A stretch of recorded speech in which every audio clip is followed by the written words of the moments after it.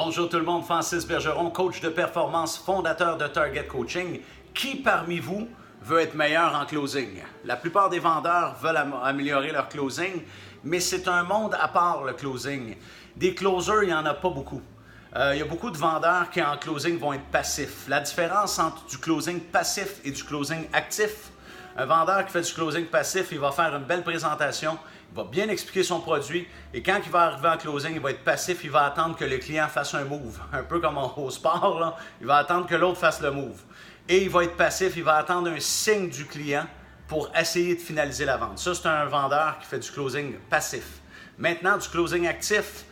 Le vendeur qui fait du closing actif, c'est un closer la plupart du temps. Ce qui veut dire qu'il va bien présenter et quand il va arriver en closing, il va être actif. Il va poser des questions pour faire avancer le closing.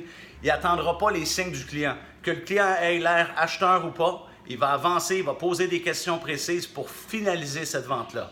Alors, passez d'un vendeur passif à un vendeur actif en closing et vos ventes vont augmenter, je vous dirais. Si vous maîtrisez ça, vos ventes devraient augmenter d'au moins 20%.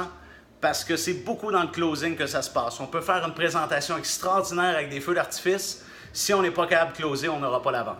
Francis Bergeron, coach de performance, fondateur de Target Coaching.